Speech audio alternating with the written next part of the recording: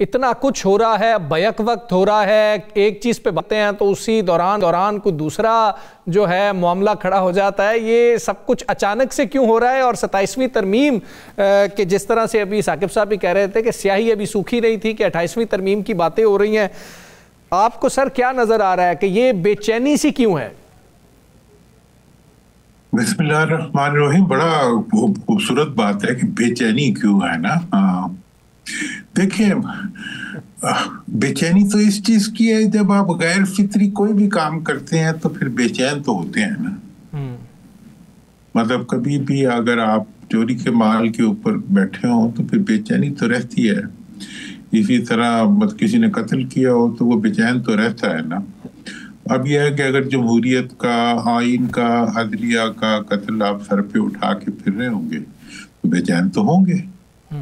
और मतलब वो कहते हैं चुप रहेगी ज़बान खंजर लहू पुकारेगा आस्तीगा। तो मतलब ये है कि ये जो सारे इक़दामात हैं इनका बोझ जो है वो जिस हुकूमत पे है वो यकीनन बेचैन तो उसको होना चाहिए। दूसरी तरफ ये है कि आवाम बहुत कर्ब में है, उनके कर्ब की बेचैनी भी इनके साथ ही है।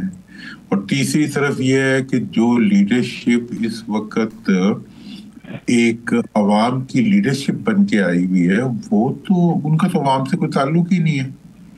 वो तो मरूसियत की बुनियाद के ऊपर इंतखाबात को पसे पुस्त डालते हुए, जमहूरी रवायात को तहोतेक करते हुए, ठीक है ना जी, और अवाम की जो वोट का हक है उससे उसको महरूम करते हुए वो इक़्तिदार की कुर्सी तक पहुंच के वहां बैठे हुए हैं। तो फिर हरकतें भी वैसी करते हैं। मैं समझता हूँ कि 26वीं और 27वीं तरमीम के अंदर जो भी इक़दामात उठाए गए हैं उसमें सिर्फ और सिर्फ आइन को बेदस्तोपा किया गया है, उसके अंदर अदलिया को बेदस्तोपा किया गया है और अवाम को बेदस्तोपा किया गया है। और मोर ओवर पार्लियामेंट को एक बेवकत किया गया है।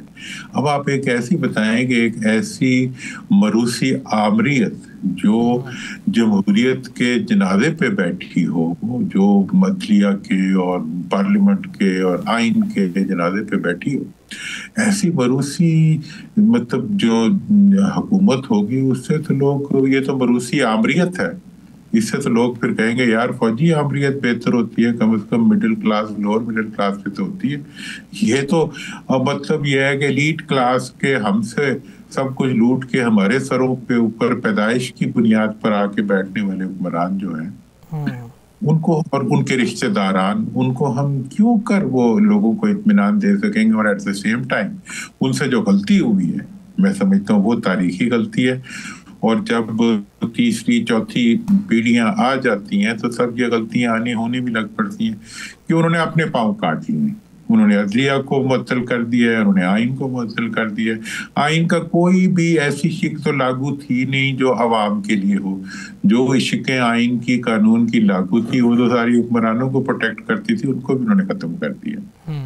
तो अब मेरा ये ख्याल है अब वक्त जो आ रहा है, आइंदा जो वक्त आ रहा है वो हुक्मरानों के लिए बहुत बड़ा चैलेंज का वक्त है और उसमें बहुत से इश्यूज जो हैं वो इनको फेस करने पड़ेंगे और इनको बचाने वाला भी मुझे कोई नजर नहीं आता। ठीक है राना साहब। अच्छा दुरानी साहब, ये तो बताइएगा कि 28वीं आईनी तरमीम की बड़ी गूंज शुरू हो गई है और आज तो इस्लामाबाद में सुबह नए सूबे 28वीं आईनी तरमीम और उस 28वीं आईनी तरमीम में कुछ सियासी कुर्बानियां जो इक्तदार में बैठे लोग उनकी बात भी हो रही है। तो इतनी तेजी क्या है कि पहली तरमीम जो है वो भी लोग उससे आपके सामने है कि जो सूरत हाल है चीखो पुकार भरी हुई है और अगली तरमीम भी लाने की तैयारियां हो रही है।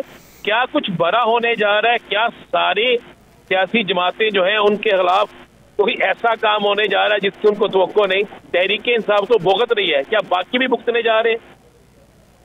मेरे तो ख्याल में राणा साहब बात करूं साफ, आपके साथ तो साफ ही बात करनी चाहिए।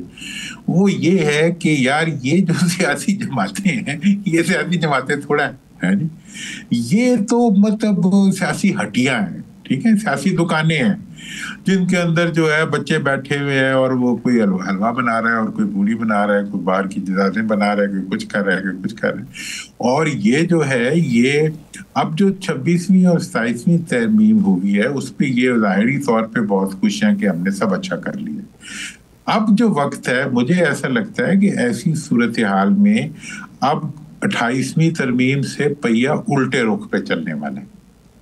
अब जो है अगर बल्दियाती इंतखाबात आएंगे तब भी इनके लिए मौत होगी।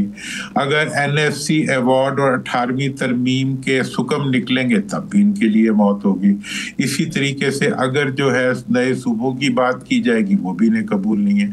ये तो ये कहते हैं कि जो कुछ इस वक्त लगा हुआ है वो ही सेट चलता रहे। NFC अवार्ड की मैं आपसे बात करूं, अगर NFC अवार्ड जो है उसके अंदर 56% सूबों को हिस्सा मिलता है और 56% का 56% जो है वो वजीर आला खा जाता है।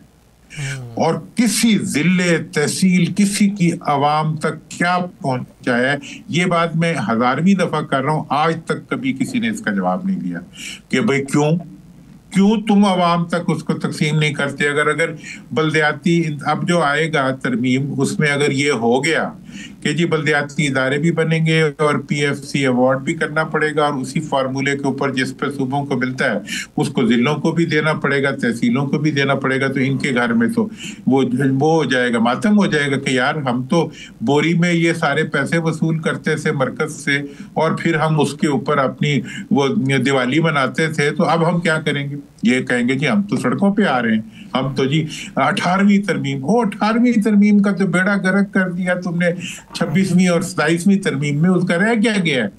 अब तो जो कुछ रह गया है वो ये है कि तुम्हें अपना अवाम का हक जो है अगर ट्रांसफर करने के लिए कहा जाएगा तो ये बहुत ज्यादा रेजिस्ट करेंगे। इसीलिए आप देख लें कि 26वीं और 27वीं तरमीम के दौरान इन्होंने वो तमाम इश्यूज जो पब्लिक के इश्यूज थे उनको इन्होंने कहा जी आप एक साइड पे रख दें, हम बाद में करेंगे। अब जो कुछ है अब ये समझते हैं कि ये अदलिया भी हमारे कंट्रोल में आ गई है, बाकी भी ऊपर भी हमने हर चीज ठीक कर ली है, सब रांझे राजी हो गए हैं, तो अब हम जो है ऐसी कोई तरमीम नहीं होने देंगे जो अवाम के मफाद की हो। जी हम 18वीं तरमीम को हाथ लगाया गया तो हाथ काट देंगे, सूबों की बात की गई तो हम नाक काट देंगे। दुरानी साहब ये बताइएगा कि जब 26वीं आईनी तरमीम आई थी, पहला मुसवदा जब आया था तो उसमें कोई 18वीं तरमीम के हवाले से भी हल्का फुल्का जिक्र था, लेकिन बाद में उस पर बात नहीं हुई। 27वीं आईनी तरमीम में तो बाकायदा जो बिलावल भुट्टो जरदारी साहब ने पहला ट्वीट किया था तो उसमें उसका जिक्र मौजूद था। अब जो 28वीं तरमीम है वो जो राना सनाउल्लाह साहब कह रहे हैं कि NFC अवार्ड के हवाले से या 18वीं तरमीम को छेड़छाड़ करने के हवाले से लाई जा सकती है। मेरा बड़ा स्पेसिफिक सवाल है, पाकिस्तान पीपल्स पार्टी को आप कहां खड़ा देख रहे हैं जिस दिन 18वीं तरमीम की छेड़छाड़ वाकई ही करने में कामयाब हो जाएगा ये सिस्टम? देखें, पीपल्स पार्टी जो है बुनियादी तौर पे तो कुछ भी नहीं कर सकती। मतलब ये तो उस शाह के नाजुक पे बैठे हुए लोग हैं जो कि खुद अपने वजन से ही गिरने जा रहे हैं, लेकिन ये शोर जरूर मचाएंगे, ये टोपी ड्रामा जरूर करेंगे, ये जुलूस जरूर निकालेंगे। और अभी भी इन्होंने जो बेसिक चीजें थी जिनके ऊपर टाइम की कंपल्शन थी उसको इन्होंने कहा जी कि आप इन्हें निकाल लें। बाकी इनका ख्याल है कि हम खेल कूद करेंगे बाकी तमाम इश्यूज के साथ, उसको हम डिले में देंगे, उसको हम अपनी सियासत के लिए, इलाकाई सियासत के लिए, अपने आप को दोबारा पॉपुलर करने के लिए इस्तेमाल करेंगे। लेकिन मुझे इनके तिलों में तेल नजर नहीं आ रहा, ये कुछ भी नहीं कर सकते, ना खंजर उठेगा ना तलवार इनसे। अब ये बाजू जो है ना ये आजमाए हुए भी हैं